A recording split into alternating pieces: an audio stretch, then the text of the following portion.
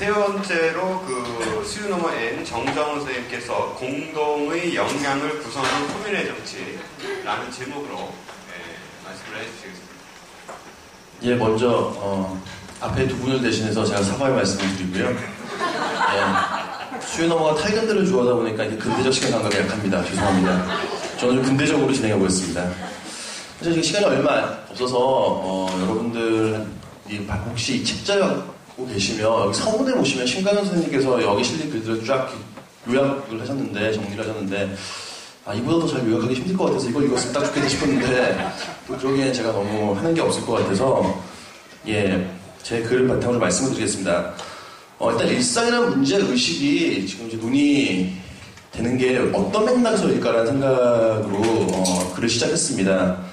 사실 일상이라는 말이 지금 이 맥락에서 처음 나오는 건 아니죠. 제가 이제 막 대학생활 시작했던 90년대 초반 이럴 때쯤에 그때부터 굉장히 일상이라는 말이 중요시 됐었고, 또 좌파에서도 일상을 주목해야 된다 이런 얘기가 많았었고, 그러면서 이제 문화연 제가 전공하고 있는 학문도 그때 본격적으로 이렇게 태동되기 시작했던 것 같습니다. 한국에 소개됐던 것 같고요.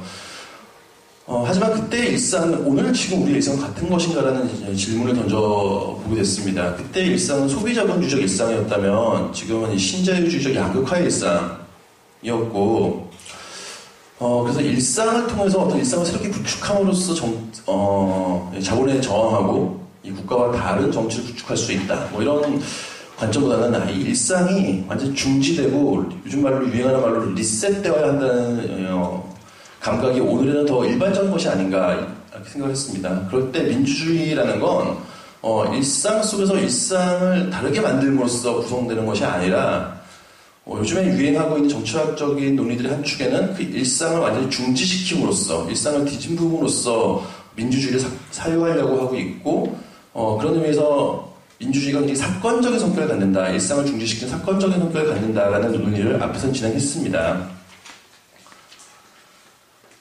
요즘에 많이 읽히는, 아간벤이나, 그리고, 랑시에르, 그 위에 선배들이 베냐민이나 데리다 같은 사람들이 논의하고 있는 작업들을 보면은 이런 일상을 중지시키고, 시간의 언성책을 파열하고, 일상을 지배하는 질서에 어떤 균열을 내는 것, 이것이야말로 민주주의다. 그렇기 때문에 그거는 일상적 지배 질서 안에 존재하지 않는 것들, 혹은 가려진 것들, 은폐하는 것들이 드러나는 사건이다라는 이제 논의를 많이 하죠.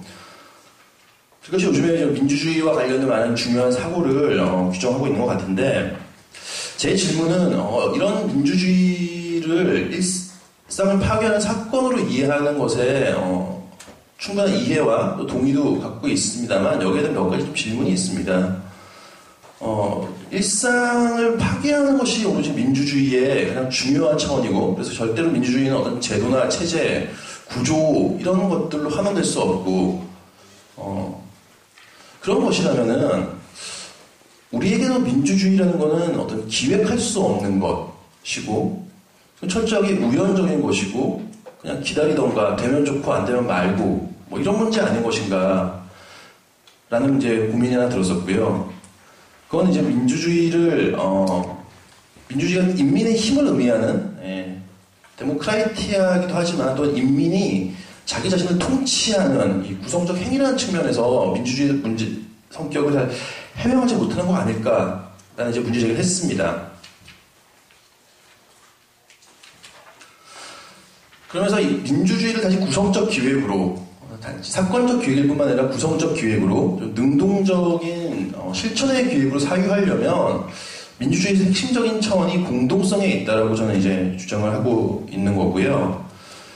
이런 관점에서 보자면은 이 일상의 신자유주의적인 질서가 지배하는 일상을 파열시킬 수 있는 사건적 힘이라는 것조차도 사실은 어떤 개인들의 산술적 힘을 집합시킨 것이 아니라 개인들이 하나가 되는 하나의 실제적인 활동할 수 있고 움직이는 어떤 집합적이고 공동적 관계를 구성함으로써 나오는 그 역량 안에 있다라고 저는 일단 랑시에를 읽어가면서 해석을 했었고요. 이런 차원에서 민주주의를 가능케 하는 힘이 공동적 관계를 구성한 어떤 인민의 동기의 차원에서 이해돼야 된다는 필요가 있다. 라는 말을 먼저 짚었고요. 하지만 단지 분기만으로서 규정되지 않는다는 점을 스피노자에 대한 논의를 통해서 좀 더 이야기해보려 하였습니다. 잘 아시는 것처럼 스피노자는 언제나 객체라는 것은 객체화의 산물이라고 얘기를 하죠. 하나의 객체는 복수의 하위 객체들이 서로 합치되는 관계를 조성함으로써 객체화됨으로 성립하는 것이고 이건 한 개인들도 마찬가지일 것이고요. 또한 이렇게 형성된 객체들이 또 다른 객체들과 합치되는 관계를 이루어서 상위의 객체를 형성할 수도 있습니다. 즉 개인들이 연합할 수 있다고 저는 해석을 했고요.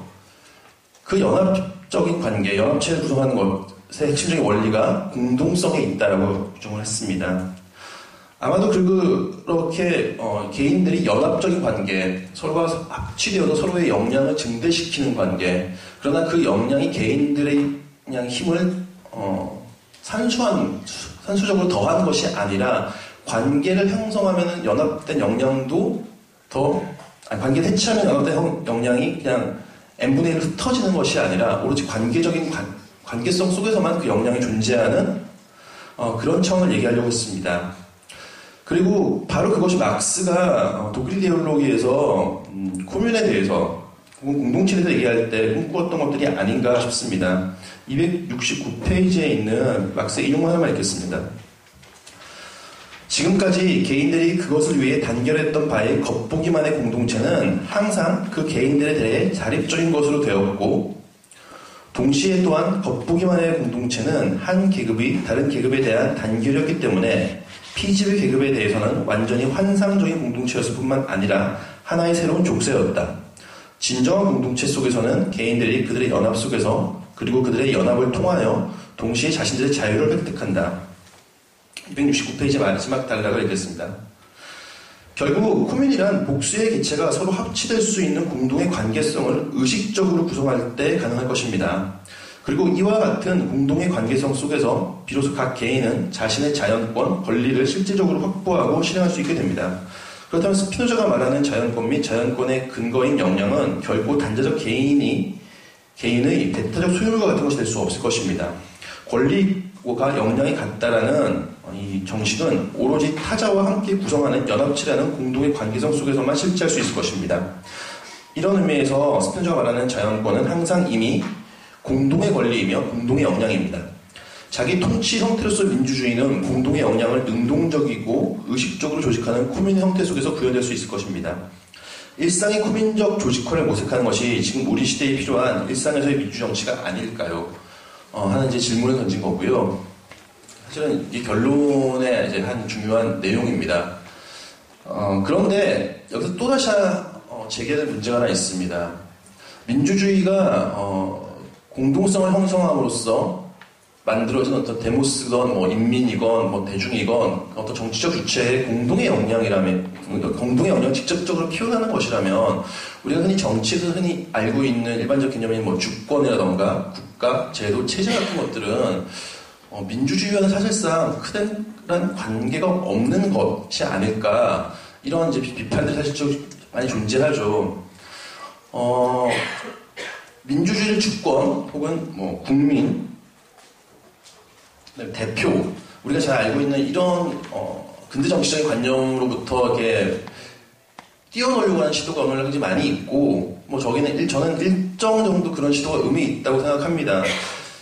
그런데 여전히 던져야 될 질문이 있다고 봅니다. 271페이지에서 사실 그런 질문을 던졌는데, 만약에 국민이건 주권이건 대표이건 어떤 제도로서 구정되는 국가화된 정치는 모두 다 민주주의와 상관없다면, 그럼 왕정이건 귀족정이건 민주정이건 사실은 다 똑같은 것이다. 이렇게 과연 우리가 말할 수 있을 것인가? 라는 질문입니다. 좀 더 민주화된 정치 실은 없으며 좀 더 민주적 인민의 힘이 그 안에 개입되어 있거나 기입되어 있는 헌정의 형태라는 것은 불가능한 것인가? 이런 질문인 거죠. 저는 절대로 그렇지 않다고 생각합니다. 사실 우리는 오늘날 모두 다 국가 속에 살아가죠. 일상 속에서 코뮌을 구성하려고 하는 자들이건 아니면 일상의 그 질서를 뒤집어놓는 봉기를 하려는 자들이건 그건 자연 상태 속에서 일어나지 않습니다. 진공 상태 속에서 일어나는 것도 아니고요. 국가라는 조건 속에서 일어나고 있죠. 뭐 봉기는 말할 것도 없고 코뮌의 구성을 해서 코뮌을 통해서 이 국가와 자본을 위협하는 새로운 질서를 미리 살아가는 사람들이 계속 많아지기 시작한다. 그럴 때 국가가 과연 혹은 자본이 과연 보고만 있을까요? 필요하다면 어느 정도 제어하기 위해서 뭐 지원금을 줄 수도 있고 법제화를 할 수도 있고 그런 방식으로 통제하려고 할 거고요. 이런 통제가 안 먹힐 거면 폭력의 독점체에서 국가는 폭력적으로 그런 공동체들, 코민들을 해체하려고 하겠죠. 그렇기 때문에 코민을 만들어가는 민주주의, 코민을 통해서 구성되는 민주주의라는 건 국가체제라는 엄연한 현실 조건 위에서 구현되어야 함을 기억해야 한다고 생각합니다. 그렇기 때문에 국가가 마치 존재하지 않는 듯이 국가 외부를 상정하고 코민적 민주주의의 일상적 실천을 단 하나의 가능한 민주적 대안으로 제시하는 것에는 한계가 있을 것입니다. 궁극적 지향점으로서 국가 없는 코민 네트워크 사회를 지향할 수 있지만 이런 지향을 실천할 때 우리는 현실의 조건을 전제해야 합니다. 다시 말해서 우리는 국가 안에서 국가를 넘어서는 민주주의를 고민해야 하지 않을까 싶은 것입니다. 이러한 한에서 국가의 권력 형태에 민주적 벡터를 부여하는 것은 매우 중요한 과제일 것입니다. 저는 권력의 작동 방식에는 저항의 힘이나 자유의 계기가 더 깊이 각인된 것과 그렇지 않는 것이 있다고 생각합니다. 권력 기준이나 통치의 방식은 지배 집단의 일방적인 기획하에서 변형되는 것이 아니라 대중의 저항, 자유의 실천에 대한 반응 속에서 이루어지기 때문에 그렇습니다.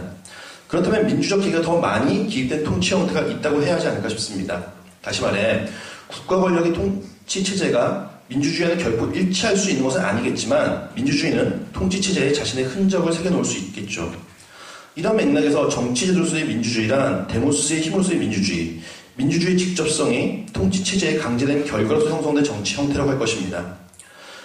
국가의 통치 체제에서 민주적 성격 또는 계기가 있다면 이는 어디까지나 데모스의 힘이 그 자체로 기입되어 있기에 가능한 것입니다. 저는 이러면서 민주주의의 정치를 두 가지로 생각해야 된다고 보는데요. 하나는 코뮌을 구성해가는 과정이 연속적인 측면에서 코뮌을 구성하는 민주화의 정치가 있을 것이고요. 또한 그렇게 구성된 힘들을 바탕으로 제도의 정치 속에 민주적 힘들을 새겨나가는 제도의 민주화, 국가의 민주화 정치가 있을 거라고 생각합니다. 민주주의 정치는 이 두 가지 관점에서 다시 다 함께 사유되지 않을까 싶습니다. 제 발표는 여기까지 하겠습니다. 네.